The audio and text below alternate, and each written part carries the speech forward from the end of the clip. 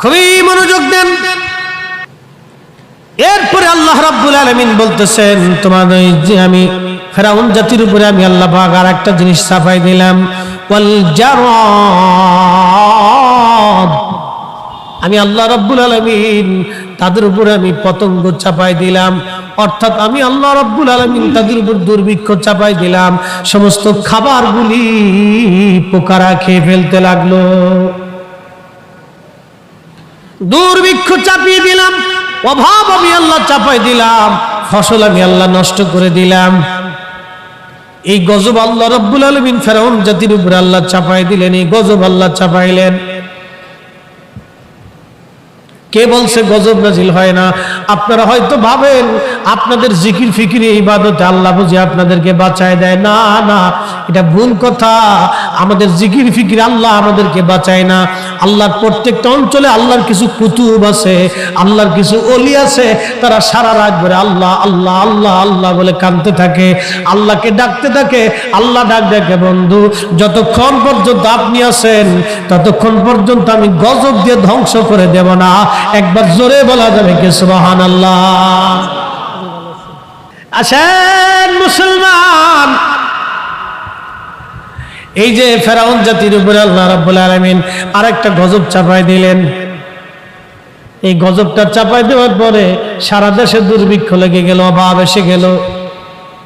ফেরাউন যাইয়া মুসা নবীর কাছে বলে, মুসা রে, তুই আল্লাহর কাছে বইলে আমারে এই যে তুফান থেকে আমারে বাঁচাও, বিরাট বৃষ্টিতে বন্যা দিয়ে আল্লাহ ভরে দিছে, ফসলাদি শেষ।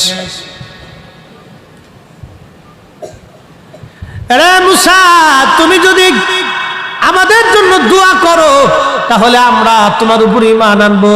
শুধু ঈমানই আনবো না রে মুসা, তোমার জাতিকে তোমার সঙ্গে দিয়ে দিব, বনি ইসরায়েলকে তোমার সঙ্গে দিয়ে দিব। আমাদের এই তুফান থেকে তুমি তাড়াতাড়ি তোমার আল্লাহরে বইলে বাঁচাও। মুসা আলাইহিস সালাম বলে, আল্লাহ ওরা তো ক্ষমা চায়, একটু সুযোগ দাও, এই তুফান সরায় নাও। তুফান আল্লাহ সরাই নিয়ে যাওয়ার পরে ওরা আবার কয়, না রে মুসা, তোমারে মানি না। আল্লাহ ডেকে বলে, বান্দা, পৃথিবীর মধ্যে বিপর্যয়, মহামারী, টর্নেডো, খরা, সাইক্লোন, অতিবৃষ্টি, অনাবৃষ্টি, বিভিন্ন রোগ, এগুলি আমি আল্লাহর পক্ষ থেকে তোমাদের জন্য যায়। আমি আল্লাহ নিজে ইচ্ছা করে জোর করে দেই না। বিমা কাসাবাত আইদিন নাস, সেটা তোমাদের দুই হাতের রুজি। তোমরা যেটা রুজি করো আমি আল্লাহ সেটা দেই, রুজি যেটা করো সেটা আমি আল্লাহ দেই। গজব পৃথিবীতে নাজিল হওয়ার অন্যতম কারণে একটা সর্বপ্রধান কারণ, জহরাল ফাসাদু ফিল বাররি ওয়াল বাহর। দুনিয়াতেও গজব, সমুদ্র বালা, দুনিয়াতেও বালা।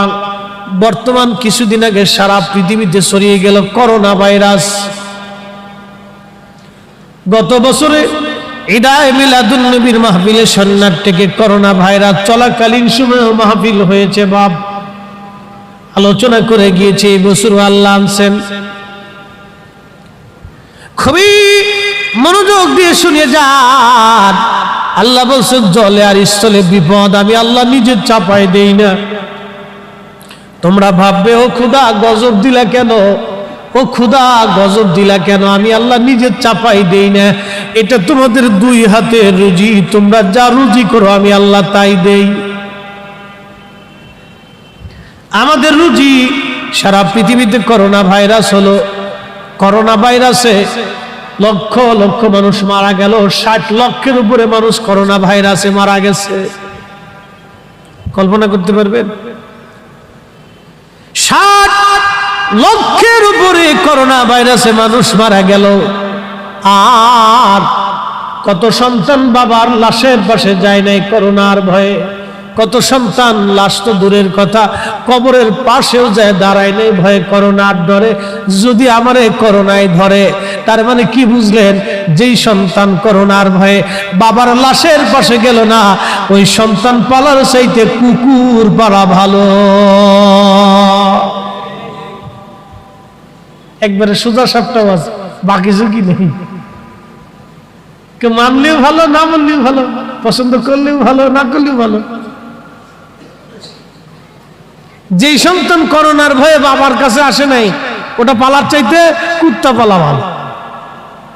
খুব মনোযোগ দিয়ে। এই জন্য সন্তানের মহব্বতে পড়ে যাইয়া সুদ খাবেন না, ঘুষ খাবেন না। আপন আপন বলো রে মন, কেউ তো তোমার আপন না, যিনি তোমার হবেন গো আপন, তিনি সোনার মদিনা। আমি একটা শের গাইলাম। এই যে এখন বৃষ্টি নামলো, টুপি টাপি টুপ টুপ করে বৃষ্টি নামতেছে, কখনো বেশি নামে কম নামে। এই যে বৃষ্টি নামার সময় যদি কোনো ব্যক্তির মৃত্যু হয়ে যায়, সকালবেলাও বৃষ্টি ঘোষণা হলো, এই সন্ন্যাটে কর্ণফুলিতে ঘোষণা হলো আব্দুর রহমান সাহেব মারা গেছেন। সকালবেলা ফজরের নামাজের পরে তার জানাজা হবে, জানাজা করার পরে তাকে কবরে দেওয়া হবে। এই কবরে দেওয়ার জন্য সকালবেলা তার জানাজা হলো, জানাজাও শুরু হয়েছে, বৃষ্টিও শুরু হইল। কবরের ভিতরে পানি গেল, কাদা গেল, ভিজে গেল কবর, কবরের ভিতরে পানি, পানিগুলি শেষে শেষে উঠাইয়া ওই যে সবাই পরিষ্কার করতেছে, এইখানে আব্দুল করিমকে কবরস্থ করা হবে। আচ্ছা বলেন, যেই সন্তানের জন্য এই আব্দুল করিম সুদ খাইছিল, যেই সন্তানের জন্য আব্দুল করিম ঘুষ খাইছিল, যেই সন্তানের জন্য আব্দুল করিম আরেকজনের জমি দখল করেছিল, যেই সন্তানের জন্য আব্দুল করিম আরেকজনের সাথে জুলুম করেছিল, এই সন্তানের জন্য সে আরেকজনকে জমিনে মাপে সম্পদে কম দিয়েছিল, এই সন্তানের জন্য সে একজনকে গালি দিয়েছিল, এ বাজান ওই সন্তান কি কবরের পাশে দাঁড়ায় বলবে না আমার আব্বাজান এই কবরের ভিতরে থাকতে পারবে না, কবর ভিজে গেছে, আমার বাবা সারা জীবন এসি রুমে ঘুমাইছে, আমার বাবা সুন্দর খাটের মধ্যে ঘুমাইছে, আমার বাবা কত কষ্ট করে আমার জন্য বিল্ডিং বানাইছে, আমার বাবা আজকে কবরের ভিতরে মাটি কাদা, এই মাটি কাদার কবরে আমার বাপকে শোয়াইব না, আমি আমার বাপকে আমার খাটের মধ্যে নিয়ে ঘুম পাড়ায় রাখবো, আমার বাপ সারা বছর আমার ঘরের মধ্যেই থাকবে। বলবে? হবে? জোরে বলেন হবে? বলবে? সুযোগ আছে? যদি তাই না হয় তাহলে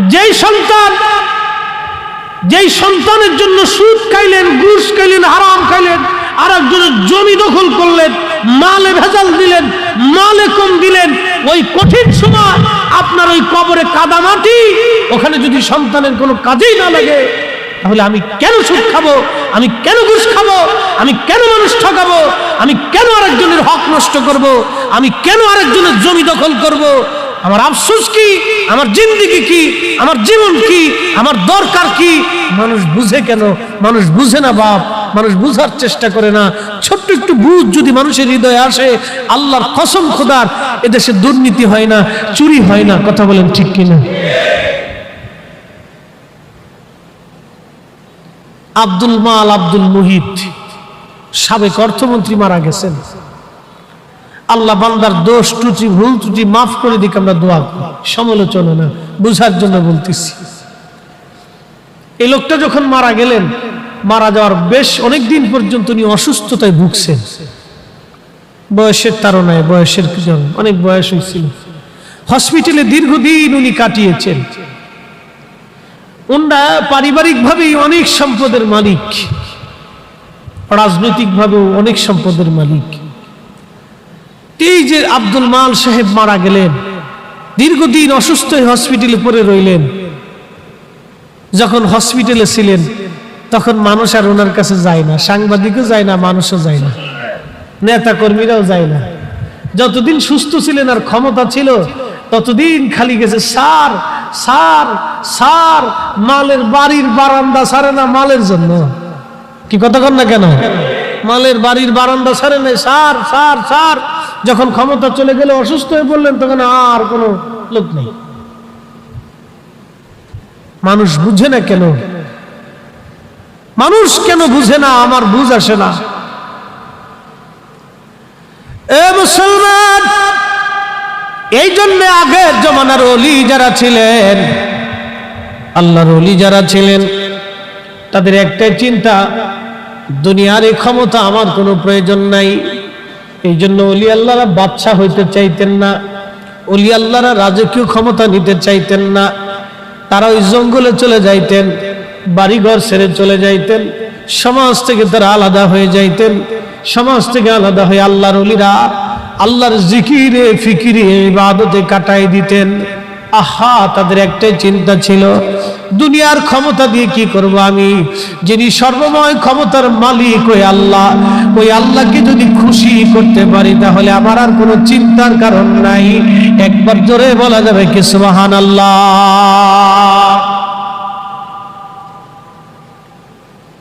হ্যাঁ, মাইক ঠিক আছে, অসুবিধা নেই, চলবে, যেমনি আছে এমনি থাক, লাড়াচাড়া দিয়ে নাই, যে লাড়াচাড়া দিবি জ্বালা। ভাই বুঝতে কি কোনো অসুবিধা হচ্ছে? হ্যাঁ, আমার সাবজেক্ট হলো গজব। কি জন্য গজব নাজিল হয় বলতেছি। প্রধান একটা কারণ কোরআন শরীফ থেকে পাইছি। আমাদের দুই হাতের রুজির জন্য গজব হয়। বলে হুজুর রুজি কি? পৃথিবীতে মানুষ জুলুম করে। জুলুম কি? অনেক বাবা আছে মেয়ে হিসেবে সন্তানকে কিছু দিতে চায় না। চট্টগ্রামে আসি কিনা জানি না, আমাদের অঞ্চলে বহু আছে। ছেলের জন্য খুব পাগল, মেয়ের হক বুঝাই দিতে চায় না, মরে গেছে, বহুত আছে। একটা জুলুম। অনেক ভাই আছে বাবার সম্পদ বুঝাই দিতে চায় না, নিজের দায়িত্বে রেখা ভাইকে ঠগাইতে চায়, এটাও জুলুম। অনেক স্বামী আছে নিজের স্ত্রীকে ঠগায়, এটা জুলুম। অনেক স্ত্রী আছে স্বামীকে ঠগায়, এটা জুলুম। ও বন্ধু, খুব মনোযোগ দিবেন। প্রতিবেশীকে ঠগায়। বহু মানুষ আছে নিজের জীবনে অনেক গরিব মানুষের হক নষ্ট করে খাইছে, জমি দখল করে নিছে, প্রাপ্য মূল্য বুঝাই দেয় নাই, মূল্য তো দেয় নাই। ওই গরিব মানুষের চোখের পানি সারা জীবন ঝরেছে। আজকে বিরাট বড় ইন্ডাস্ট্রি করে উনি মক্কা মদিনায় দৌড়ে হজ আদায় করে চিন্তা করেছে বেহেশত পেয়ে গেছি, কিন্তু বছরের পর বছর ধরে যার জমি দখল করে নিছে ওই গরিব মানুষ নিভৃতে নির্জনে বাচ্চা কাচ্চা নিয়ে কষ্ট করে খায় আর চোখের পানি ফেলে, আর ওইদিকে তাকে আফসোস করে, আমার জায়গায় তুই এত বিরাট বড় প্রতিষ্ঠান করেছো, আজকে আমাকে অনেক কষ্ট করে খেতে হচ্ছে, আমার সাথে জুলুম করছে। জমির দাম ছিল 10 লক্ষ, 2 লক্ষ টাকা দিয়ে কয় যা নিলি নিবি, নালি চলে যাবে। বহু আছে নিলি নিবি, নালি চলে যাবে, যা নিলি না, নালি যা, নিবি না নিলে যা, এটাও পাবি না। গরিব মানুষ কি করবে? চলে আসছে। কিন্তু বেচারা তো বিরাট কোটিপতি ইন্ডাস্ট্রি মালিক হয়ে হজ আদায় করে আল্লাহর পাওয়ার জন্য মক্কায় যায় কাঁদতেছে, শয়তানি খালি আসে। কথা বুঝেন নাই মনে হয়? আমি এমনি কথা বলি। ওই গরিব মানুষের চোখের পানি ঝরাই ওই বেটা মক্কায় যায় খুদার ঘর ধরে কান্দে, আল্লাহ আমার মাফ করে দাও। শয়তানে কয় ওরে সর্বনাশ, তোর মতো শয়তান থাকতে আমার আর চিন্তার কোনো কারণ। তুই এখন মাফ চাইতে থাক, আল্লাহ তোরে মাফ করতো না, কারণ তুই ওই গরিব মানুষের রক্ত শুষিয়ে আল্লাহর ঘরে দাঁড়ায় তুমি মাফ চাইতেছ। এ বান্দা, শয়তানে আজাজিলে দূরে আসার কয় তুই মাফ চাইতেছিস, তোর মতো বলদ দুনিয়াতে একটাও নাই, তোর মাফ হইতো না, কারণ তুই বান্দার রক্ত শুষে খাইছিস, তোর শরীরে মানুষের রক্ত লেগে রয়েছে। তুই আল্লাহর ঘরে কানলে কি হবে রে? আল্লাহ তোরে মাফ করবে না, যা ওই বান্দার কাছে আগে মাফ চা। শয়তানে কা আমার সাথে তুই বড় শয়তান। আহা, মানুষ যদি বুঝতো। কসম খোদার করে বলতেছি, ওই মালিকের কসম, এই আসমান জগতের মালিকের কসম, এই জমিনের মালিকের কসম, এই সৃষ্টির মালিকের কসম করে বলতেছি, এই সৃষ্টির মালিকের কসম করে বলি, সে আল্লাহর কসম করে বলি, আপনি রক্ত চুষে নিয়ে কাবা ঘরে দাঁড়ায় যদি ক্ষমা চান, আল্লাহ রাসূল বলেছে বান্দার মাফ হবে না। ওই জুলুম, ওই মজলুম বান্দা মাফ না করা পর্যন্ত আল্লাহর দরওয়াজার মাফের দরজা তার জন্য বন্ধ। এরকম হাজারে হাজার আছে বাংলাদেশ। নাম দিছে হাজি সাহেব, কিন্তু শয়তানের পাজি। নাম দিছে হাজি, খালি মক্কায় দৌড়া, 2 দিন পরই মক্কায় দৌড় দিছে। আর চিল্লে ফাইলি তো মাথায় ঠিক নেই, চিন্তা করছে 3 চিল্লে মারলে পারলে একবারে বেহেশত চলে গেছে, বাস হয়ে গেছে। বাপ কথা যা বলবো কাটসাট, ও বাপ চাচা খালু মামা ফুফা এগুলো দেখে কথা বলে লাভ নাই। এই জন্য এই গজব কেন নাজিল হয় বলতেছি আপনাদেরকে। প্রথম এইটা আমাদের দুই হাতের রুজি, আমাদের রুজি, এই রুজির জন্য আমাদের এই সমস্যাটা হচ্ছে, আমরা দুই হাত দিয়ে রুজি করছি। প্রিয় মুসলমান, মাইকের আওয়াজ যতদূর পর্যন্ত যায়, এই সন্ন্যাটিকের মুসলমানেরা, কর্ণফুলীর বাবাজিরা খুব ভালো করে শুনে যান। লম্বা কথা বলবো না, এগুলি আমাদের শোনার দরকার, বোঝার দরকার। কারণ আমরা মনে করলাম সারা জীবন অকাম কুকাম করে বুঝি ক্ষমা পাইলি চাইলি মাপ পাওয়া যায়। সব ক্ষমা, সব অপরাধের ক্ষমা হয় না। কিছু গুনাহ আছে যেগুলি ক্ষমা আল্লাহ নিজেও করে না। তার ভিতরে একটা গুনাহ হলো খুবই মারাত্মক। আল্লাহর নবীর সাথে যারা বেয়াদবি করে, আমার আল্লাহ বলেন তাহাবাতা আমালুকুম, তোমাদের আমলগুলি কোনোদিন কবুল হবে না, আমি আল্লাহর দরবারে তোমাদের ক্ষমা হবে না। নবীজির সাথে যারা বেয়াদবি করে এদেরকে আল্লাহ কোনোদিন ক্ষমা করবে না। মানুষের হক যারা নষ্ট করে আল্লাহ তাদের কোনোদিন ক্ষমা করবে না। লক্ষ বছর যদি ক্ষমা চান তাও আল্লাহ মাফ করবে না। আল্লাহ বলবে বান্দারে এই জিম্মাদারি আমার কাছে নাই, তুমি যার হক নষ্ট করেছো তার কাছে মাফ চাও, তার কাছে ক্ষমা চাওয়ার পরে যদি সে ক্ষমা করে দেয় তো আমি আল্লাহ তোমাকে মাফ করে দিব, নতুবা ক্ষমার দরজা বন্ধ, চলে যাও। এ মুসলমান, 14টি কারণে পৃথিবীতে গজব নাজিল হয়। তার ভিতরে একটা কারণ হলো এই মানুষের সাথে জুলুম করা। জুলুমের কারণে পৃথিবীর ভিতরে আল্লাহ রাব্বুল আলামিন গজব চাপায় দেয়। বর্তমানে একটা গজব সারা বাংলাদেশে চলে, এই যে একটা রোগ সারা বাংলাদেশে চলে, চোখ ওঠা, এটা একটা রোগ। বিভিন্ন সময় বিভিন্ন রোগ আসে, নিত্য নতুন রোগ আসবে, ডাক্তাররাও তার কোনো হদিস খুঁজে পায় না। এমন কিছু রোগ আছে যেগুলি ডাক্তাররাও খুঁজে পায় না, ওষুধ পায় না, বাদাম চিকিৎসা হয় না। নিত্য নতুন রোগ পৃথিবীর মধ্যে আসবে, এগুলিও গজব। গজব নাজিল হওয়ার 14টা কারণ পৃথিবীর মধ্যে আছে। তার ভিতরে একটা কারণ হলো সন্তান যদি বাবা মার অবাধ্য হয়ে যায়।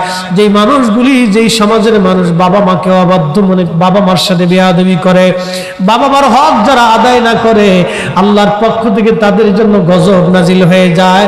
গজব নাজিল হবে, অতিবৃষ্টি হবে, অনাবৃষ্টি হবে, খরা হবে, সাইক্লোন হবে, অভাব আসবে, দুর্ভিক্ষ আসবে, কীট পতঙ্গ বাড়াই দিবে আল্লাহ, বিভিন্ন রোগ আল্লাহ বাড়াবে, আয়ু কমাই দিবে, খাবারের স্বাদ আল্লাহ কমাই দিবে, শান্তি নষ্ট হয়ে যাবে, শান্তি পাওয়া যাবে না, শান্তি হবে না, শান্তি হবে না। কোটি কোটি টাকার মালিক আছে বাপ, ঔষধ খায় রাত্রিবেলা ঘুমানো লাগে, শান্তি নাই, শান্তি নাই, শান্তি নাই। শান্তি একমাত্র আল্লাহর গোলামীর ভিতরে। কথা বলেন ঠিক না বেঠে?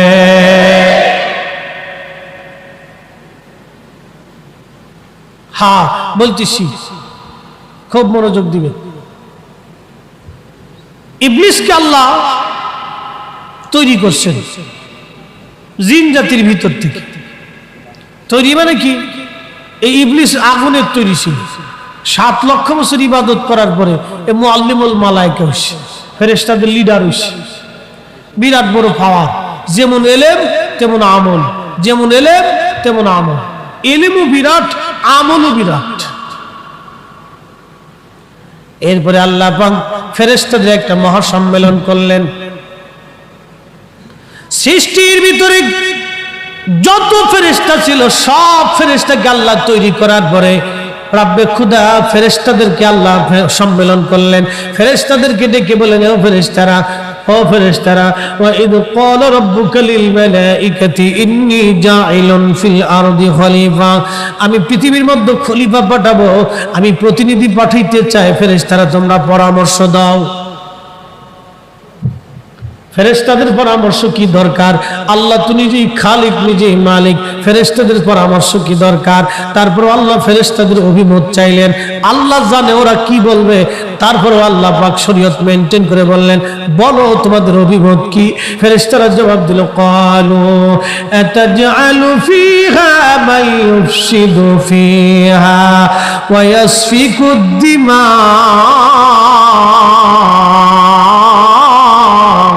ও আল্লাহ, আপনি কি এমন জাতি দুনিয়ার মধ্যে পাঠাবেন যারা মারামারি করবে, কাটাকাটি করবে, রক্তপাত করবে, খালি ফিতনা ফাসাদ বাজাবে, খালি সারা দেশ ভরে ঝামেলা পাকাই বেড়াবে,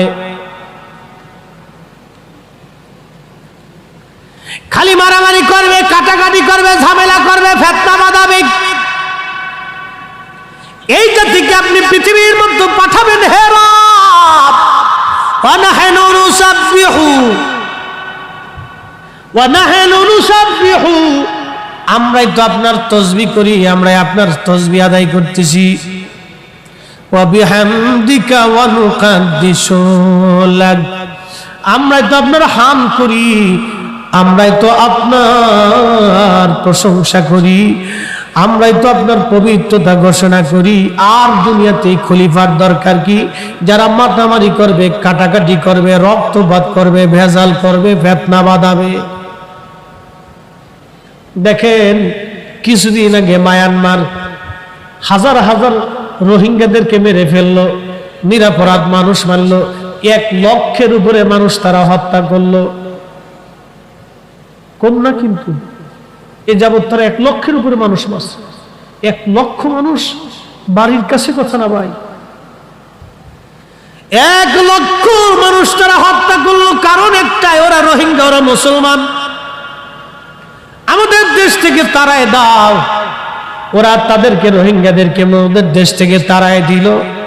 লক্ষ লক্ষ মানুষ মা সন্তান হারাইলো, কত মায়ের চোখ ভরে ভরে পানি পড়লো, কত রজনী মায়ের চোখের পানি পড়েছে। আল্লাহ ছেড়ে দেন, সার দেন, কিন্তু ছেড়ে দেন না। আজকে মায়ানমারে মায়ানমারের ভিতরে আল্লাহ আজকে এমন একটা গজব চাপাই দিলেন। দেখেন, গৃহযুদ্ধ লেগেছে, তারা নিজেরা মারামারি করে তাদের হাজার হাজার মানুষ প্রত্যেক দিন মরতেছে। এটাই আমার আল্লাহ পাকের বাস্তব গজব। কথা বলেন ঠিক কিনা? শুধু এতটুকুই বুঝেন, ওরা লক্ষ মানুষ হত্যা করেছে, ওদের লক্ষ লক্ষ মানুষ মরবে। সারা মায়ানমারের ভিতরে এখন গৃহযুদ্ধ ছড়িয়ে গেছে, প্রত্যেক দিন শত শত মরতেছে। এটা তো হিসাব আসে না। একটা দেশে যখন আতাল্লে ফাতাল্লে যুদ্ধ হয়, তখন ও দেশের সাংবাদিক ঢুকে না, থাকলেও চলে আসে, এটার কোনো রিপোর্ট হয় না। এটা হলো আতাল্লে ফাতাল্লে যুদ্ধ, আমরা আঞ্চলিক ভাষায়। মানে এই যুদ্ধের কোনো আগামাতা নাই, যেদিক দিয়ে পারতেছে এদিক দিয়ে যুদ্ধ হইতেছে। বন্ধু, আমরা হয়তো সেই দিন ভেবেছিলাম আল্লাহর কি বিচার নাই। হ্যাঁ, আল্লাহর বিচার আছে, আল্লাহর বিচার অবশ্যই আছে, আল্লাহর বিচার অবশ্যই আছে। ইহুদিরা খুব মনোযোগ দিয়েন, আল্লাহর বিচার আছে। আবার বলতেছি, ইহুদিরা প্রত্যেক বছরে, ইসরায়েলি ইহুদিরা ফিলিস্তিনের হাজার হাজার মুসলমান তারা মারে। কত মায়ের কোল খালি করেছে, কত মায়ের কোল থেকে সন্তানকে তুলে ধরে নিয়ে গেছে, আজও পর্যন্ত তারা ফেরত পাঠায় নাই। কত মায়ের ইজ্জত তারা লুণ্ঠন করেছে, আজও পর্যন্ত তার কোনো বিচার হয় নাই। কত ফিলিস্তিনি মায়ের আর্তচিৎকারে মসজিদে বাইতুল আকসা ভারী হয়েছে। আমার আল্লাহ ছেড়ে দেন না। দেখেন, আজকে রাশিয়া হঠাৎ করে তার মাথা গরম হওয়ার কারণ কি? ইউক্রেনে ইহুদিদের উপরে রাশিয়া আক্রমণ করে বসছে। কারণ কি? ওদের রক্ত ঝরবে, চোখের পানি ঝরবে। আমার আল্লাহ ছেড়ে দেন, আমার আল্লাহ ছাড় দেন, কিন্তু ছেড়ে দেন না। এটাই খোদার একটা গজব। কথা বলেন ঠিক কিনা? এটাই গজব।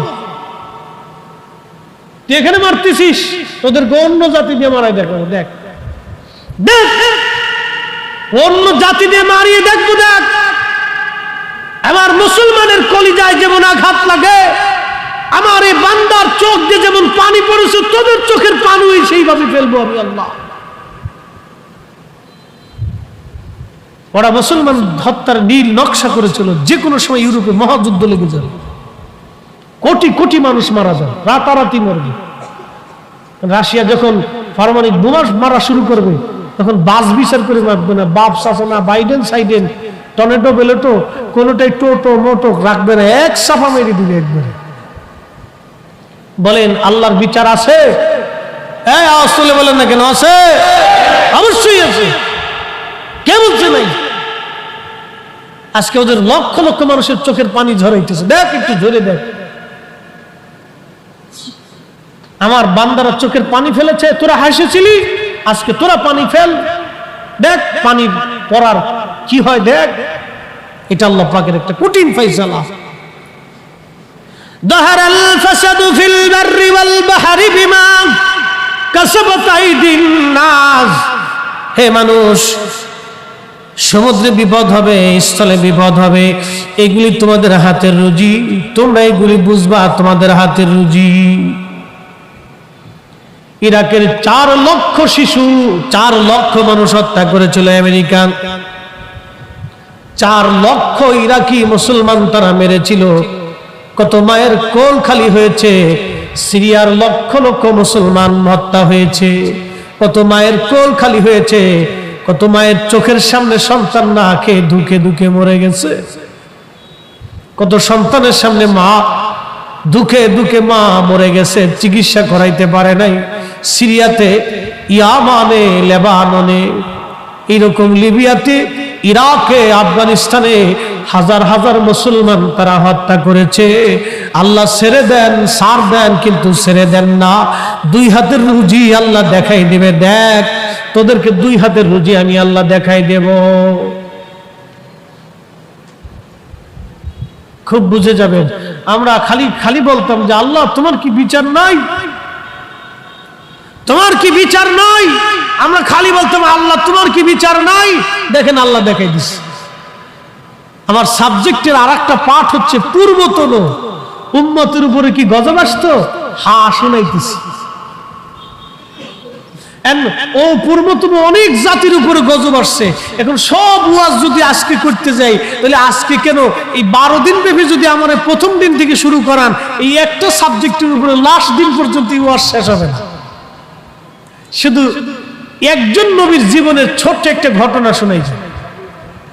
আলাইহিস সালাম, হযরত মুসা আলাইহিস সালাতু ওয়াস সালাম, খুব মনোযোগ দেন। মুসা আলাইহিস সালাম, আহা, মুসা আলাইহিস সালাতু ওয়াস সালাম ফেরাউনের কাছে দিনের দাওয়াত দিল। এরকমই ফেরাউন ছিল কট্টরপন্থী, মানুষ হত্যা করত। হযরতে মুসা নবীর উম্মত বনি ইসরাইলের উপরে সে নির্বিচারে অত্যাচার করলো। নির্বিচারে অত্যাচার। ইরাকে যেরকম 4 লক্ষ মানুষ হত্যা হলো, আফগানিস্তানে লক্ষ লক্ষ মানুষ হত্যা হলো। বন্ধু খুব মনোযোগ দিয়েন। ইয়ামানে হাজার হাজার লক্ষ লক্ষ মানুষ হত্যা হলো। সিরিয়াতে লক্ষ লক্ষ মুসলমান হত্যা হলো, একটা দুইটা না। ইরাকে 4 লক্ষ মুসলমান মেরেছে, ইয়ামানে প্রায় 4 লক্ষের উপরে মুসলমান মেরেছে, সিরিয়াতেও এরকম 4-5 লক্ষ মুসলমান। এই কয়েক বছরের ভিতরে অন্তত 20 লক্ষ মুসলমানের জীবন ওরা কেড়ে নিয়েছে, অন্য কোনো কারণে না।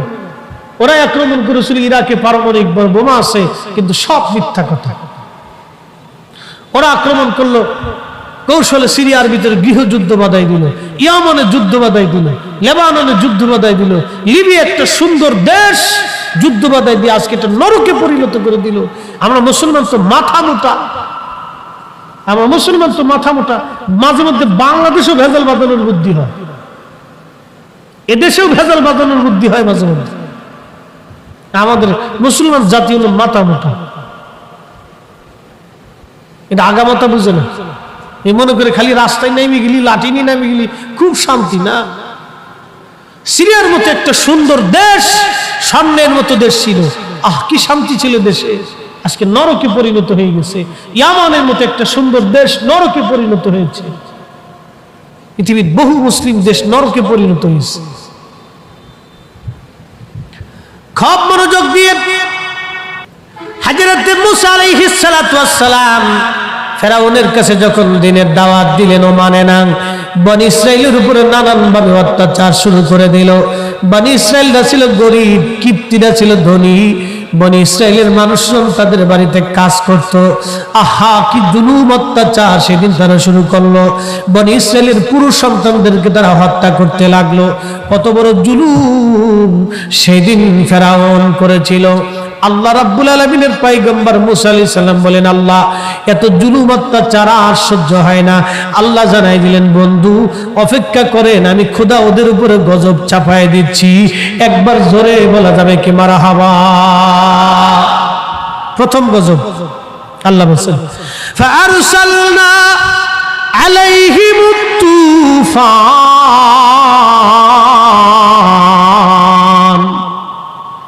আমি আল্লাহ ওই ফেরাউন বাসীদের জন্য আমি আল্লাহ রাব্বুল আলামিন প্রথমত তুফান পাঠাইলাম। তুফান অনাবৃষ্টি হয়, ঝড় হয়, সাইক্লোন হয়, টর্নেডো হয়। বুঝেন তো, বাংলাদেশে টর্নেডো হলো বিভিন্ন জায়গায় টর্নেডো হয়। আপনি মনে করছেন গজব বুঝি নাজিল হয় না? হ্যাঁ, অবশ্যই এখনো গজব নাজিল হয়, এখনো হয়, আগেও হইতো, এখনো গজব হয়। কে বলছে গজব নাজিল হয় না? আল্লাহর বান্দারা যতদিন পর্যন্ত পৃথিবীতে জুলুম করবে ততদিন পর্যন্ত আল্লাহ গজব বন্ধ হবে না।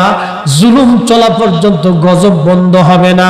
যত বান্দার চোখের পানি ঝরাবেন তত গজব আল্লাহ নাজিল হতে থাকবে। জুলুমের কারণে বেশি গজব হয়। মনে রাখবেন, ফেরেশতাদের একটা প্রশ্ন ছিল, আল্লাহ আতাজালু ফিহা মাইয়ুফসিদু ফিহা ওয়া ইয়াসফিকু দিমা, আপনি কি তাদেরকে পাঠাবেন যারা পৃথিবীতে যে খালি দাঙ্গা হাঙ্গামা, মারামারি, কাটাকাটি, জুলুম, অত্যাচার, নির্যাতন এগুলি করবে, রক্তপাত করবে? শুধু এই জাতি পাঠাবেন? ওয়া নাহনু নুসাব্বিহু, আমরা তো আপনার তাসবিহ করতেছি, আর দরকার কি?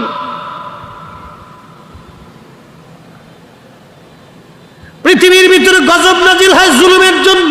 প্রশ্ন রাখবেন, মুফতি জুলুম কি? আমাদের দেশে কারো আছে ক্ষমতার গরম, কারো আছে টাকার গরম, কেউ আছে বেশি টাকা হইলে মানুষকে আর মানুষই মনে করে না, গরিবকে গরিব মনে করে না, গরিবকে মানুষই মনে করে না। ঢাকা শহরে দেখবেন বহু ধনী, চট্টগ্রাম শহরে বহু ধনী আছে, বহু ধনী, তাদের বাড়িতে আমাদের দেশের মেয়েরা কাজ করে, ছোট ছোট মেয়েরাও কাজ করে। একটা গরিব বাবা টাকার জন্যে, পয়সার অভাবে, দারিদ্রতার জন্যে, খাবারের অভাবে তার ছোট্ট মেয়েটাকে ধনীর বাড়িতে কাজের জন্য পাঠায়। ওই ধনী মহিলা তাকে এমন ভাবে পিটায়, এমন ভাবে মারে যেটা কুকুরকেও একজন মানুষ ওইভাবে মারে না। কত আছে জানেন? হাজারে হাজারে আছে, হাজার হাজার আছে বাংলাদেশে, হাজার হাজার। আপনি জানেন না তাই হাজার হাজার আছে। কয়টা পত্রিকাতে আছে। ওকে দেখে বাপকে বলে, বাবা এখানে থাকাটা বড় কষ্ট হচ্ছে, বাবা খালি সান্ত্বনা দেয়, মারে, আমি গরিব মানুষ, আমি গরিব মানুষ, তুই আমার কাছে আসলে আমি তোকে খাইতে দিতে পারবো না। ও নিভৃতে নির্জনে নির্যাতন সহ্য করে, চোখ বুঝে সহ্য করে থাকে। কয়টা বিচার হয় এদেশে বলেন তো? কয়টা বিচার এদেশে আছে? বাংলাদেশের অধিকাংশ বিচার তো এখন ভাই কি বলবো, বলে লাভ নেই। আসার বিচার মানুষের হয়ে গেছে, টেবিল ইলিশদের টাকা নিয়ে বিচার হয়। সঠিক বিচার কয়জন পায়? জুলুম, এই জুলুম যতদিন পর্যন্ত থাকবে আল্লাহর কসম, আল্লাহর আকাশ থেকে গজব নাজিল হবে, কোনো সন্দেহ নেই। আল্লাহ বলছেন, ওয়া আরসালনা ফাআরসালনা আলাইহিমুত তুফান, আমি বনি ফেরাউন জাতির উপর সর্বপ্রথম তুফান নাজিল করেছিলাম এই জুলুমের জন্য। তুফান নাজিল করেছিলাম। কিন্তু মাঝে মধ্যে দেখবেন খালি তুফান আসে, তুফান আসে, তুফান। বলে হুজুর এই তুফানে তো গরিব মানুষে পড়ে। হ্যাঁ, এই তুফান দিয়ে আল্লাহ রাব্বুল আলামিন বান্দাকে সতর্ক করে, দেখ আমি আল্লাহ এখনো আছি। দেখবেন তুফান আসে না শুধু, আরো কঠিন কঠিন রোগ আল্লাহ রাব্বুল আলামিন বান্দার শরীরে চাপায় দেয়। বিরাট বড় বড় রোগ আল্লাহ চাপায় দেয়। দেখবেন ডায়াবেটিস হয়ে গেছে, প্রেশারের রোগী হয়ে গেছে, কিডনি নষ্ট হয়ে গেছে, হার্টের সমস্যা হয়ে গেছে, নানান রোগে আক্রান্ত করে দিয়া আল্লাহ রাব্বুল আলামিন ঘরের মধ্যে ফালাইয়া পায়খানা ঘরের মধ্যে করায়, প্রস্রাব ঘরের মধ্যে করায়। এমনও আছে তাদের জীবনীতে দেখা যায় বাপ ঘরের ভিতরেই পায়খানা প্রস্রাব করে, ওই গুমুত খাওয়াই আল্লাহ কবরে নিয়ে যায়। এটাই হলো আল্লাহর বিচার। কথা বলেন ঠিক কিনা? আল্লাহর বিচার নাই এ কথা বলবেন না, কিন্তু সাবধান, আছে, বহু আছে। কে বলছে না?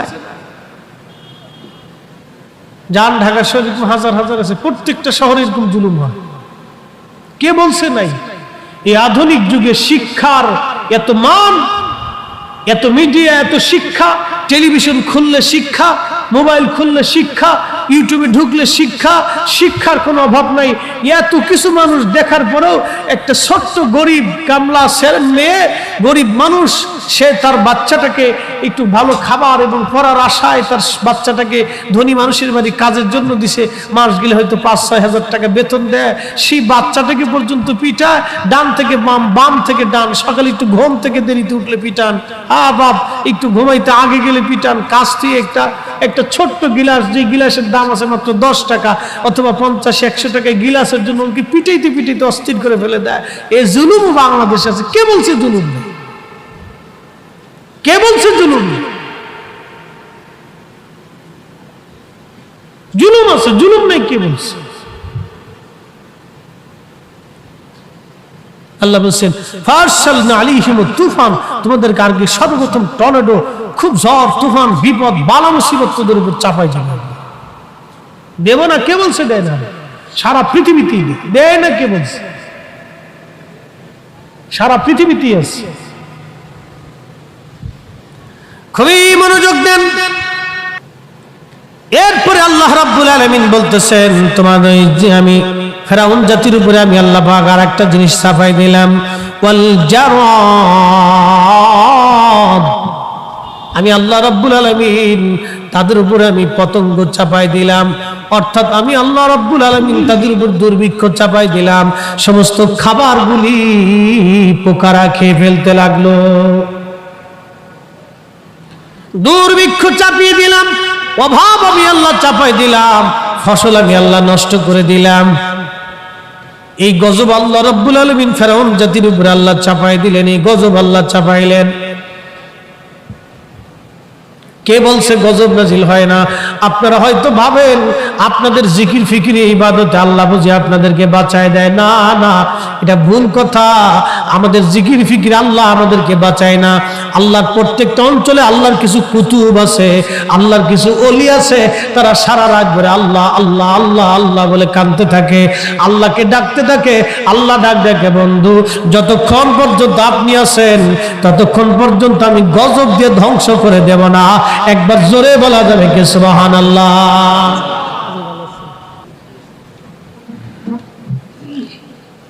এরকম কিছু আল্লাহর ওলি আছে বিভিন্ন শহরে, বিভিন্ন অঞ্চলে আল্লাহর কিছু কুতুব থাকে।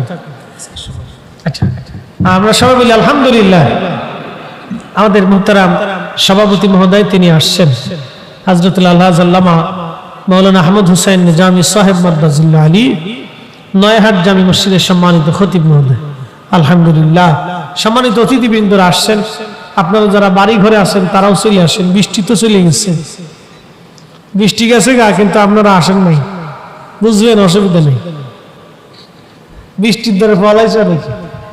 সাবজেক্ট আজকে দিচ্ছে গজবের না, ঠাডা পড়ানো চিন্তার কারণে। আসেন মুসলমান, এই যে ফেরাউন জাতির উপরে আল্লাহ রাব্বুল আলামিন আরেকটা গজব চাপাই দিলেন। এই গজবটা চাপাই দেওয়ার পরে সারা দেশে দুর্ভিক্ষ লেগে গেল, অভাব এসে গেল। ফেরাউন যাইয়া মুসা নবীর কাছে বলে, মুসা রে, তুই আল্লাহর কাছে বইলে আমারে এই যে তুফান থেকে আমারে বাঁচাও। বিরাট বৃষ্টিতে বন্যা দিয়ে আল্লাহ ভরে দিছে, ফসলাদি শেষ। আরে মুসা, তুমি যদি আমাদের জন্য দোয়া করো তাহলে আমরা তোমার উপর ঈমান আনবো। শুধু ঈমানই আনবো না রে মুসা, তোমার জাতিকে তোমার সঙ্গে দিয়ে দিব, বনি ইসরাইলকে তোমার সঙ্গে দিয়ে দিব। আমাদের এই তুফান থেকে তুমি তাড়াতাড়ি তোমার আল্লাহরে বইলে বাঁচাও। মুসা আলাইহিস সালাম বলে, আল্লাহ ওরা তো ক্ষমা চায়, একটু সুযোগ দাও, এই তুফান সরায় নাও। তুফান আল্লাহ সরাই নিয়ে যাওয়ার পরে ওরা আবার কয়, না রে মুসা তোমারে মানি না। বিপদ গেছে গা, ওনার মনে নেই। মনোযোগ দিয়ে, জীবনে কোনোদিন এই জাহাজের ভিতরে বা নদীতে সমুদ্রে তুফানে পড়ছেন কিনা জানি না। আমি একবার ওই পদ্মা সেতু হওয়ার আগে দেশে যাইতেছি ফরিদপুর, তো কিছুদিন আগেই পদ্মাতে লঞ্চ ডুবছে, 200-250 লোক মারা গেছিল। তার মাসখানিক পরেই যাচ্ছি দিনের বেলা, তো পদ্মা নদী যখন পার হচ্ছি তখনই মনে করেন যে তুফান উঠে এসেছে, মানে বৃষ্টি আর বাতাস। তো পদ্মা নদীর পানি হলো খুব ঘন, এটার ভিতরে বালু থাকে, বালু, তো পানি খুব ঘন, এটার ভিতরে কোনোটা ডুবলে আর এটা রক্ষা নেই, আর মানুষ বেশিক্ষণ সাঁতরাইতে পারে না। বিরাট স্রোত, স্রোত মানে কি খুব ভয়াবহ স্রোত। এই যে এখন রাত, এই রাত্রিবেলা পদ্মার পাড়ে দাঁড়াইলে স্রোতের শব্দ, গর্জন শুনতে পারবেন, শো শো শো আওয়াজ হয়, এরকম শব্দ হয় যে আপনার কলিজা পর্যন্ত কাঁপে, ডরে, এরকম শব্দ হয় পদ্মার পানি। তো মনোযোগ দেন, তো তুফান যখন উঠে আইছে, আর এই সর্বনাশ, লঞ্চের যারা আছে বেড়া বেডি সেরাসেরি টুনাটুনি, মুসলমান, হিন্দু, খ্রিস্টান, বৌদ্ধ সব খালি কান্দে, আল্লাহ বাঁচাও, আল্লাহ বাঁচাও। হিন্দুকে ভগবান বাঁচাও, ভগবান বাঁচাও, মুসলমানটাকে আল্লাহ বাঁচাও, আল্লাহ বাঁচাও। এই যে শিক্ষের ফেটতেছে লঞ্চের ভিতরে। আমি ওই দিন মনে করছিলাম আজকে ও বুঝি মনে গেছি গা, আজকে আর বাদ যাওয়ার সুযোগ নেই। তা আমি দাঁড়ায় দাঁড়া দুরূদ শরীফ পড়তেছি, চিন্তা করছি যে যদি ডুবে যায় তো ডুবে গেলে তার কিছু করার নাই, মরি তো যাওয়াই লাগবে। তাই আমি দাঁড়ায় দাঁড়া দুরূদ শরীফ পড়তেছি। তো যাই হোক, ওই যাত্রা থেকে বাঁচলাম। তো লঞ্চ থেকে যখন তুফান টুফান বাতাস টাতাস বন্ধ হয়েছে, তখন আবার লঞ্চ চলতেছে। ও মা, কি চিন্তা দেখেন, কিছুক্ষণ আগেও যারা শিক্ষের পাশে আল্লাহ বাঁচাও, ভগবান বাঁচাও, এরাই কিছুক্ষণ পরে কয়, না রে সারেং খুব, লঞ্চের ড্রাইভার খুব চালাক ছিল, এটাকে কাজ করে ধরছে, এটাকে শীত করে ধরছে, এটাকে সোজা ধরছে, এটাকে না বাতাস এদিক দিয়ে ঢুকছে। এই নানান গল্প, মানে লঞ্চের ভিতরে এমন হইলো যে এটা মাছের বাজার মিশে গেছে। কিছুক্ষণ আগেও যারা আল্লাহর শিক্ষির হয়ে গাইহে অস্থির, কান্দে কেটে অস্থির, এই 5 মিনিট পরে তারা মাছের বাজার মিলিয়ে নিচ্ছে, একবারে ফেরাউন জাতির মতো। মুসারে গা, তুমি আল্লাহর কিছু কই আমাদের মাপ টাপ চাওয়াই দাও। তো মুসা ইসলামকে আল্লাহ মাফ করে দাও। তো তুফান টুফান সাইক্লোন মাইক্লোন বন্ধ হয়ে গেছে, আর মুসা তোরে মানি না। আল্লাহর পয়গম্বর বলে, আবার আল্লাহ গজব নাজিল করো। আবার আল্লাহ পাক গজব নাজিল করলেন, বল জারাদ। আল্লাহ রাব্বুল আলামিন ওই যে আপনার দেশে যে খাদ্য ফসলগুলি যে পোকারা খেয়ে ফেলে দেয়, এই পতঙ্গ আল্লাহ দিলেন। সারা মিশর উপর এই পতঙ্গ দিয়ে সব খাবার নষ্ট করে ফেলতে লাগলেন, পোকায় খাবারগুলি খেয়ে ফেলতে লাগলো। ফেরাউনবাসী আবার দৌড়ে আসছে, মুসারে আল্লাহর কাছে বলে আবার মাফ করায় দাও। মুসা আলাইহিস সালাম বললেন, আল্লাহ তুমি মাফ করে দাও। এরা আবার মুসারে অস্বীকার করে বসলো। এরপর আল্লাহ পাক বল কুম্মাল, আল্লাহ পাক রব্বুল আলামিন উকুন দিয়ে দিলেন। উকুন, উকুন চিনছেন? উকুন, উকুন মাথায় যেটা, যে পোকা, এটা আপনার দেশে কি বলে? উকুন। এই উকুন হইছে, এর সময় মাথা চুলকায়, কেউ দাড়ি খাই যায়, কেউ মাথা খাই যায়, সারা দেশ বেড়ে উকুন। শুইতে গেলে উকুন, খাইতে গেলে উকুন, পড়তে গেলে উকুন, এনে বইতে গেলে উকুন, খালি উকুন আর উকুন। একসাথে বলা যাবে আল্লাহু আকবার। বলেন, আল্লাহর গজব আছে? কথা বলেন না, আল্লাহর গজব আছে? আছে। কে বলছে আল্লাহর বিচার নেই? আল্লাহর বিচার আছে, গজব আছে। সারা দেশে উকুন হয়ে গেছে।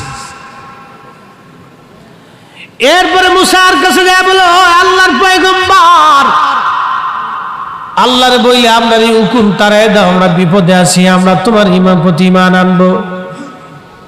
মুসা আলাইহিস সালাম বলেন, আল্লাহ তুমি জাতিরে মাফ করে দাও। ওরা বলে ঈমান আনতে চায় আল্লাহ। আবার আল্লাহ পাক উকুন সরাই দিলেন, উকুন চলে গেল। এই যে দেখেন, এটা তো ফেরাউন জাতির উপর আল্লাহ এইগুলি দিয়েছিলেন।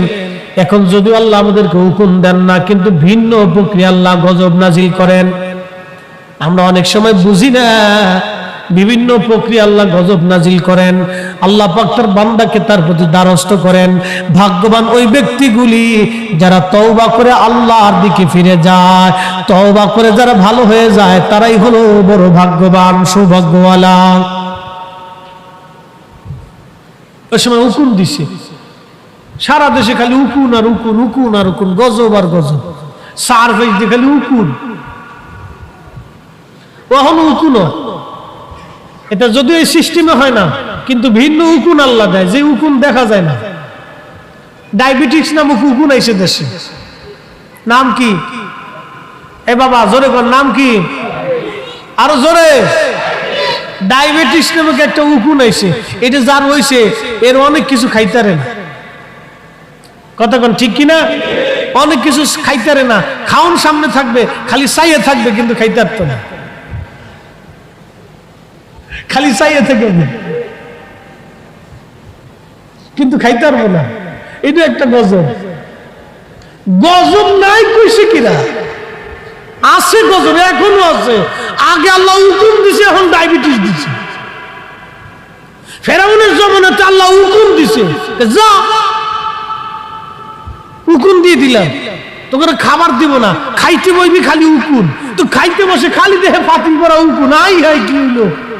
ঘুমাইতে গেছে উকুন, গম নাই, গম দেয় না, ঘুমাইতে পারে না, উকুনের জ্বালা খালি মাথা চুলকায়, এটা চুলকায়, এটা চুলকায়, এটা খালি উকুন আর উকুন, উকুন আর উকুন। এখনো যারা আল্লাহর প্রতি বিদ্বেষ, যারা জুলুম করে, আল্লাহ তাদেরকে শান্তি দেয় না, ওষুধ ছাড়া না খাইয়ে ঘুমাইতে পারে না। কিন্তু যারা একবার নিষ্কলঙ্ক আল্লাহওয়ালা, দেখবেন শুইছে, ঘুমাইতে দেরি হয় নাই, বাপ আল্লাহ জিকিরে ফিকিরে তারা ইবাদতের সময় কাটায়, ঘুমাইতেও সময় লাগে না, আবার জাগে, তাদের দুনিয়ার কোনো চিন্তা নাই, পেরেশানি নাই। কথা বলেন ঠিক না ঠিক? গজব আসে না এখনো? এখন গজব হলো ভিন্ন প্রক্রিয়া। কোরআনে যদি সরাসরি নাম আসে, এখন দিছে ডায়াবেটিস, এইডস, করোনা, বড় বড় রোগ দিছে। খালি চাইতে কইতারে না কথা। আমার ক্লাসমেটে ছিল, মাদ্রাসাতে একসাথে পড়তাম। তোর মামা ছিল কাস্টম অফিসার, ওর মামা ছিল কাস্টম অফিসার, ঢাকাতে 4-5টা বাড়ির মালিক হইছে। তখন আলিমে পড়ি, তো মামা বাড়ি এসে দাওয়াত খাইতে, তো ভাগ্নেরে খুব সুন্দর করে খাওয়াইতেছে। তুই এতদিন পরে আসছিস, মামা ভাগ্নেরে খুব ভালোবাসে, তুই মাদ্রাসায় পড়িস, আলেমুলামা হইতেছস, ভালো কথা। তো ভাগ্নেরে বহু পদ দিয়ে কামলা বেটি দিয়ে রান্না বান্না করাইছে। আমার ভাগ্নে আসছে, খুব ভালো করে রান্না বান্না করো, তো অনেক পদ রান্না বান্না করে টেবিল সাজাই দিছে। আর মামায় বয়ে বয়ে কান্দে। ভাগ্নে কয়, আমার ক্লাসমেট কয়, মামা কাঁদতেছেন কেন? কয়, ভাগ্নে রে কি আর কব, দেখ তুই কত কিছু খাইতেছিস আর আমি চাইয়ে রইছি, তো তুমিও খাও।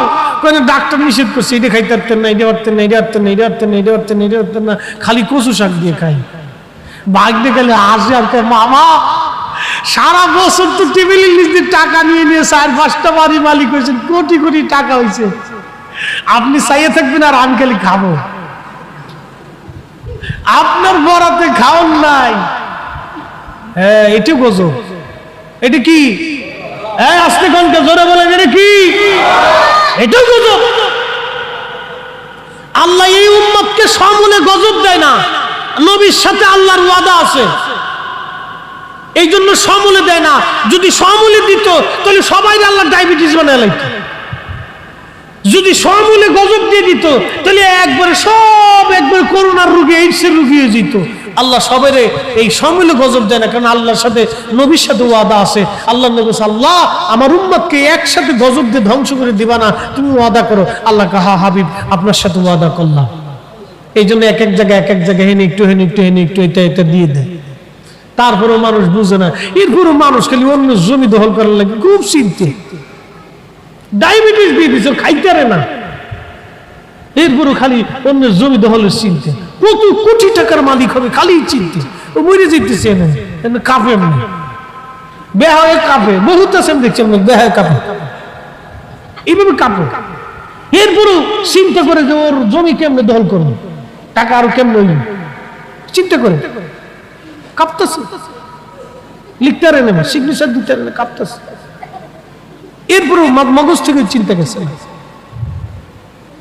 মানুষ আফসোসের সাথে বলতেছেন, চোখে দেখাতেই কিন্তু দুনিয়া ঘোরা মানুষ তো আমরা দেখি, হাত কাঁপতেছে, সিগনেচার করতে পারেন, এরপরে চিনতে মগজের ভিতরে আরেকজন এটা দখল করবো কেমন? বাজান খুবই মনোযোগ, ক্ষমা করে দিবেন। কষ্ট যদি কেউ মনের অজান্তে পান, বাবা দুনিয়ার গজব থেকে বাঁচতে হলে অবশ্যই আপনাকে ফিরে আসতে হবে। এরপর আল্লাহ বলেন ওয়াদ্দাফাদি, আমি আল্লাহ রাব্বুল আলামিন তাদের উপরে ব্যাং চাপাই দিলাম। ব্যাং, সারা দেশে ব্যাং, এত পরিমাণে আল্লাহ ব্যাং দিয়ে দিল ফেরাউন জাতির উপরে। এত ব্যাং আল্লাহ দিলেন, খাইতে গেলে ব্যাঙে লাফায়, প্রস্রাব করতে গেলে ব্যাং, বাথরুমে ঢুকছে হনেও ব্যাং। সুবহানাল্লাহ। আরে আর জোরে কর না সুবহানাল্লাহ। তোরা আসস, এই ব্যাং নামক গজব আল্লাহ ভিন্ন ভাবে দিছে। কি কথা কর না কেন? এখন কিন্তু আল্লাহ ভিন্ন ভাবে দিছে। এটা খাইতে গেলে ব্যাং, ঘুমাইতে গেলে ব্যাং, শুয়ে রয়েছে ব্যাং, একটা মাফের ভিতরে এসে লাফায় পড়ছে, ব্যাঙে মুইতে দেয়। কি যে জ্বালায় পড়ছে ফেরাউন জাতি। ঘুমাই রয়েছে একটা আকুরিয়া, ব্যাঙে ফুরুত করে মুইতে দিচ্ছে। ঘুম শেষ। আল্লাহ এইভাবে গজব দিছে ফেরাউন জাতির উপর। এখনো ভিন্ন কোয়ালিটি আল্লাহ এরকম গজব দেয়। বিভিন্ন রোগ বেরোগ, নানান মুশকিল বিপদ আপদ আল্লাহ চাপাই দেয়। যা জুলুম করবি, আমি আল্লাহর অবাধ্য হবি, যা তোর শান্তি দেব না। আচ্ছা বাপ, আপনি বলেন তো, কোটি কোটি টাকার ভিতরে কি শান্তি আছে ভাই? জোরে কোন আছে? আরো জোরে বলেন আছে? নই, শান্তি নেই। যদি আপনি বিশ্বাস না করেন, আহা কি বলবো, বলি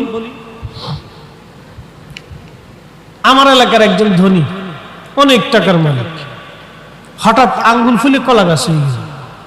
কিরে এত টাকা কোত্থেকে? পরে শুনি কোটি কোটি টাকা, শত কোটি টাকা ব্যাংকে দিয়ে। এই বেটার ফুলায় মাঝে মধ্যে ফিডে, মাইয়ে ফিডে, বৌতু ফিডে। কি বুঝলেন আপনি? পোলাও ফিডে, মাইয়েও ফিডে, বিবিও ফিডে। আগে আল্লাহ ফেরাউন জাতির উপর ব্যাং চাপাই দিছে, ফেরাউন জাতির উপরে তুফান চাপাইছে, ফেরাউন জাতির উপরে আল্লাহ পাক কীট পতঙ্গ চাপাইছে, ফেরাউন জাতির উপরে আল্লাহ উকুন চাপাই দিছে, তার ঘুম নষ্ট করছে, আল্লাহ তার সম্মান নষ্ট করছে, আল্লাহ জাতির খাবার নষ্ট করছে। এরপরে ব্যাং চাপাই দিয়ে আল্লাহ খুঁজতে গেলে ব্যাং, খাইতে গেলে ব্যাং, এখানে অশান্তি সেখানে অশান্তি। এই ব্যাং মানে কি? এই ব্যাং আল্লাহ তার উপর চাপাই দিচ্ছে। ওই সময় ছিল বাস্তবে ব্যাং, আর এখন হলো অশান্তি। রাস্তায় গেলে অশান্তি, এখানে গেলে অশান্তি, ঘরে গেলে অশান্তি, বাইরে গেলে অশান্তি, বাইরে গেলে অশান্তি, বিবির কাছে অশান্তি, বউয়ের কাছে অশান্তি, মেয়ের কাছে অশান্তি, পুলার কাছে অশান্তি, ঘুমাইতে গেছে অশান্তি। এই অশান্তি আল্লাহ তার হৃদয়ে চাপাই দিছে। এটার নামই হলো ওয়াদ্দাফা দি। আমি যেটা এখন বুঝতেছি ওয়াদ্দাফা দি, ওই সময় হয়তো অরিজিনাল ব্যাং ফেরাউন জাতির উপর চাপাই দিয়ে আল্লাহ সরাসরি গজব দিল। এখন ভিন্ন প্রক্রিয়া আল্লাহ গজব দিছে। ঘুমাইতে গেলে শান্তি নাই, খাইতে গেলে শান্তি নাই, এখানে শান্তি নাই, ব্যবসায় শান্তি নাই, বাজারে শান্তি পায় না, বউয়ের কাছে শান্তি পায় না, ছেলের কাছে শান্তি পায় না, মেয়ের কাছে শান্তি পায় না, মেয়ে আরেকজনের লগে ওই ফুটুমগিরি করে, ওই পোলা যে ওই বার হাউসে যে মদ খাইতেছে, মদ খেয়ে বাপের কাছে কয় বিয়াই কেমন হচ্ছে। কি কথা কর না, কথা কর। কোটি কোটি টাকার মালিক, কোটি কোটি টাকার মানুষের জমি জমা সব জুলুম তুলুম করে নিয়ে কোটি কোটি টাকার মালিক হয়েছে, পোলা এখন একটা মদ খেয়ে এমনি বিয়াই কেমন চ, ব্যাস বাপে এমনি সে শান্তি আছে? জোরে বলেন শান্তি আছে? মাইয়া দেহে এক ফুলা লইছে, জুয়ান ফুলা, বাসার ভিতরে লইছে, জুয়ান ফুলা লয়ে মাইয়া ঘুরে রাস্তা দিয়ে, রাত দিয়ে, বিরোধ দিয়ে, বার দিয়ে, কাউন্সিল দিয়ে, এখান দিয়ে সেখান দিয়ে। বাপে জিগে কে? আমার বয়ফ্রেন্ড। কি বুঝলেন? কি ফ্রেন্ড? এর চাইতে বাপের গলায় দড়িতে মরে যাওয়া ভালো। এক কথা বলেন ঠিক না বেটে? ওই বাপের মরে যাওয়া ভালো। ও কিসের বাপ বেটা? তুই কাপুরুষের বাচ্চা, তোর মেয়ে তোর সামনে, তোর আমার বয়ফ্রেন্ড, কাপুরুষের বাচ্চা, তোর মরে যাওয়া ভালো। কিসের বাপ? এটা একটা মানুষের জীবনের সবচেয়ে বড় অশান্তি। কথা বলেন ঠিক না বেটে? এটাও একটা গজব, এটাও গজব, এটাও কঠিন গজব। এটা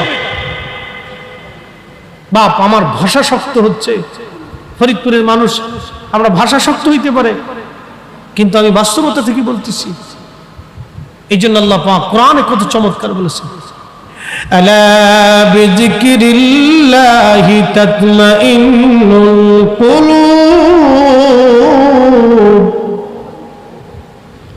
বান্দারে, দুনিয়ার কোনো কিছুর মধ্যে তুমি শান্তি পাবে না, একটাই শান্তি আমি আল্লাহ জিকিরের মধ্যে। জিকিরের মধ্যে, কথা বলেন ঠিক না বেঠে? জিকিরের ভিতরে শান্তি। নামাজে দাঁড়ায় যান, এটাই শান্তি বাব। নামাজ পড়ার পরে ব্যবসায় যা লাভ হবে এটাই ভালো, নইলে থাক দোকানের শাটার বন্ধ। কি কথা বলে? দোকানের শাটার বন্ধ করে দিবেন, তালা মেরে নামাজ পড়ে আসবো। আমি আগে আমার নিজের আখিরাতের চিন্তা করে আসি, তারপরে আমি সন্তানের চিন্তা করব। কারণ ওই সন্তানের জন্য যিনি রিজিক বুলন্দ বরাদ্দ করেছেন, তিনি, আমি পিতা তার সন্তানের জন্য রিজিক বরাদ্দ করি নাই। আমার সন্তানের জন্য যিনি রিজিক বরাদ্দ করেছেন তিনি আমার আল্লাহ, তিনি আমার আল্লাহ। আমি শাটার বন্ধ করে দিয়ে ওই আল্লাহকে সেজদা দিতে যাইতেছি। সন্তানের জন্য রিজিক হলেও ভালো, না হলেও ভালো, ওই চিন্তা আমার করে কোনো লাভ নাই। আপনি নামাজে দাঁড়ায় যাবেন, চিন্তার কোনো কারণ নাই। বুঝতে হবে, না বুঝলে মুশকিল। বাজানো, খুব মনোযোগ দেন, খুব মনোযোগ দেন। নামাজে দাঁড়ায় যাবেন, নামাজে দাঁড়ায় যাবেন, নামাজে দাঁড়ায় যাবেন। নামাজ, জিকির চলতেছে। আজকের মিলাদ মাহফিল, মিলাদুন নবী মাহফিল 12 দিন ব্যাপী চলবে। এই যে 12 দিন ব্যাপী 24 জন আলেম ওয়াজ করবে। 24 জন আলেমের 24টা সাবজেক্টের উপরে আলোচনা হবে। 24 ধরনের বয়ান এখানে হবে। যত সময় এখানে দুরূদ শরীফ হবে, জিকির হবে। দুনিয়ার মুসলমান, এটা সাধারণ কোনো মজলিস না, এটা হলো রাউজাতুম মিন রিয়াজিল জান্নাহ। এটা হলো জান্নাতের বাগান, জান্নাতের বাগান। এই বাগানে যত সময় বসে থাকবেন, আল্লাহ বলছেন আলা বিযিকরিল্লাহি তাতমাইন্নুল কুলুব। সাবধান, আমি আল্লাহর জিকিরের মধ্যেই তোমার শান্তি। আজকের মাহফিল আল্লাহর জিকির এবং শেষে দোয়া হবে, এটাও আল্লাহর জিকির। নবীর দুরূদ শরীফ হয়, এটাও আল্লাহর জিকিরের অংশ। কথা বলেন ঠিক না বেঠে? এই মাহফিলকে যারা বেদাত বলে, ওরাই হলো অরিজিনাল বেদাতি। হ্যাঁ, কথা বলেন, ওরাই বেদাতি। আমরা কিসের বেদাতি? এই মাহফিলকে যারা বেদাত বলবো, ওরাই বেদাতি। ও দিন ধর্ম কিচ্ছু বুঝে না। আর সর্বনাশ উম্মতের জন্য। বাবা মুসলমান, খুব মনোযোগ দিয়েন। এরপরে আল্লাহ রাব্বুল আলামিন আরেকটা গজব ফেরাউন জাতির উপর চাপাইলেন। ওয়াদ্দাম, আল্লাহ রাব্বুল আলামিন ফেরাউন জাতির উপরে রক্ত চাপাইলেন। পানির ভিতরে রক্ত, পানির পেয়ালা দিয়ে পানি পান করতে যায়, দেখে রক্ত। গোসল করতে গেছে, দেখে রক্ত। খাইতে গেছে, দেখে রক্ত। পাতিলের মধ্যে রক্ত। বাথরুমে গেছে, যায় দেখে রক্ত, রক্ত আর রক্ত। তার মানে অশান্তি, অশান্তি, অশান্তি, অশান্তি। শান্তি নাই, শান্তি নাই, শান্তি নাই, শান্তি নাই, শান্তি নাই, শান্তি নাই, শান্তি নাই, শান্তি নাই। এই অদ্দাম মানে রক্ত। যদি ওই সময় সত্যিকারের রক্ত দেখাই দিয়েছিল, কিন্তু বর্তমান জমানে আল্লাহ রক্ত দেখান না, কিন্তু বান্দারে আল্লাহ শান্তি দেন না। পথে চলতে গেলে অশান্তি, খাইতে গেলে অশান্তি, পড়তে গেলে অশান্তি, রাস্তায় অশান্তি, বিবির কাছে অশান্তি, ছেলের কাছে অশান্তি, মেয়ের কাছে অশান্তি, ঘরে বাইরে অশান্তি। সব জায়গায় আল্লাহ পাক বান্দার অশান্তি সৃষ্টি করে দিয়েছে। এই জন্য আল্লাহ বলছেন, বান্দা, এই গজব থেকে যদি তুমি বাঁচতে চাও, আমি আল্লাহ জিকিরের কাতারে চলে আসো, নামাজে চলে আসো, রোজায় চলে আসো, হালালে চলে আসো, হারাম ছেড়ে দাও, হারাম ছেড়ে দাও, জুলুম ছেড়ে দাও।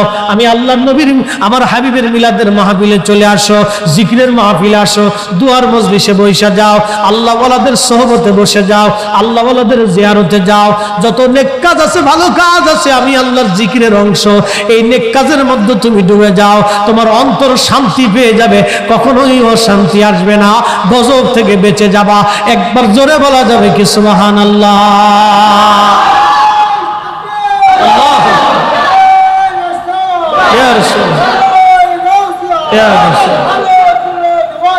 জিন্দাবাদ, জিন্দাবাদ, জিন্দাবাদ।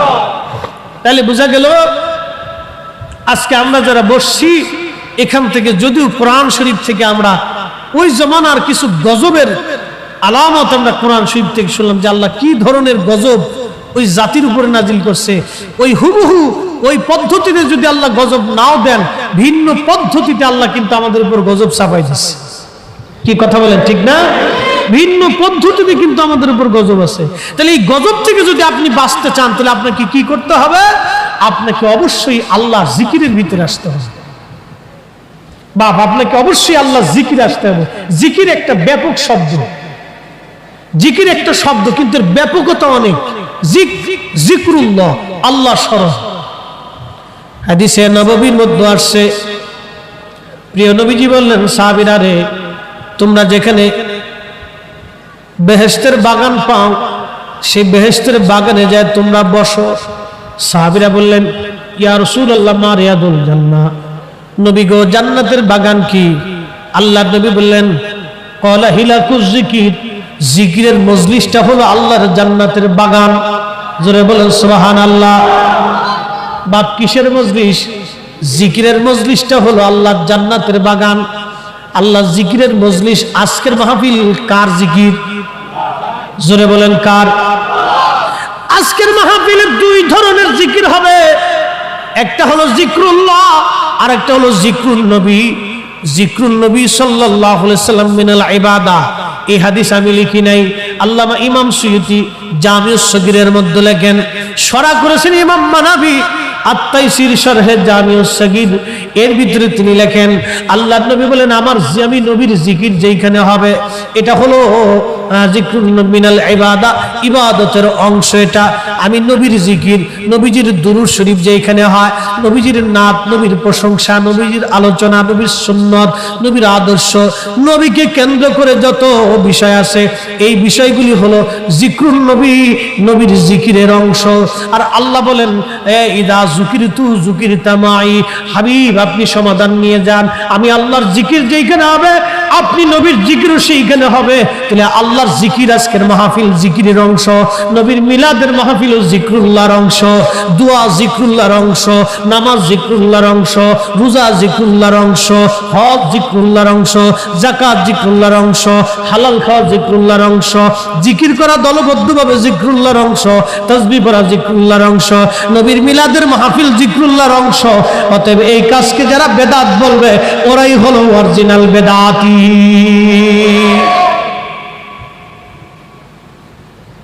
হ্যাঁ, এই জন্য এই জিকিরের ভিতরে আপনার শান্তি হবে, অন্য কোথাও আপনি শান্তি পাবেন। বিভিন্ন গজব আল্লাহ পাক বান্দার উপরে চালাই দিতে থাকবে। আয়াতিন মুফাসসালাত, আল্লাহ বলছেন এটা একবারে পরিচ্ছন্ন নিদর্শন, আমি আল্লাহ নিদর্শন। এই যে আমি আল্লাহ এগুলি দিছি, তোমরা এগুলো ভালো করে বুঝো। আল্লাহ পাক বলতেছেন তোমরা শিক্ষা নিও। এই কোরআনে আল্লাহ কেন দিলেন? আমাদের শিক্ষার জন্য আল্লাহ রাব্বুল আলামিন দিবেন। এই কোরআনে কেন দিলেন? আমাদেরকে শিখার জন্য আল্লাহ দিবেন, বুঝার জন্য আল্লাহ দিবেন। মোহতারাম উপস্থিতি, মিলাদুন নবী মাহফিল প্রত্যেক দিন হবে। আমার বিষয়টা অনেক ব্যাপক, লম্বা কথা বলতে গেলে আপনাদের কষ্ট হবে। আজকে যে কয়টা বিষয় আপনারা বুঝছেন, আল্লাহর হস্তে এই বুঝ যেন বাড়ি পর্যন্ত যায়, এখানে যেন সীমাবদ্ধ না থাকে। আমরা জানি মিলাদুন নবী মাহফিলে সাধারণত এলাকার সাধারণ যারা মধ্যবিত্ত দরিদ্র মানুষ তারাই বেশিরভাগ বসে, ধনী মানুষ খুব কম আসে। কথা বলেন ঠিক কিনা? ধনী মানুষরা নবীর মিলাদে কম পাওয়া যায়। শুধু নবীর মিলাদ না, প্রত্যেকটা মাহফিলে ধনী। এই যে আমার দেশের অনেক ধনী ছেলেরা হাফ প্যান্ট পরে রাস্তা দিয়ে ঘুরে, এখানে কনসার্ট দিলে ধনীর দুলালেরা দেখতেন মোটরসাইকেল নিয়ে টুনাটুনি লেডালিডি সব লইয়ে এসেছে। ওই সময় কোনো নিরাপত্তার সমস্যা নাই। একটা মেয়ে, কি শান্তি, কোটি কোটি টাকার মালিক বাপ, কি শান্তি। মেয়ে মনে করেন যে অর্ধ উলঙ্গ সেজে গুজে কনসার্টে এসে নাচতেছে, নাচে। কিন্তু মাহফিলে কয়টা ধনীর মেয়ে আসে বলেন তো? কয়টা ধনীর মেয়ে এসে মাহফিলে বসে থাকে? ওরা চিন্তা করে এখানে সব ফকিন্নি গরিব মানুষ যায়, ওখানে যে কি করবো? এদের মাহফিল দরকার নাই। এই জন্য আলা বিযিকরিল্লাহি তাতমাইন্নুল কুলুব, জিকিরই শান্তি। এই শান্তি আল্লাহ আমাদেরকে দিয়েছে, আমাদের মতো গরিব মানুষদেরকে আল্লাহ দিয়েছে। কথা বলো ঠিক কিনা?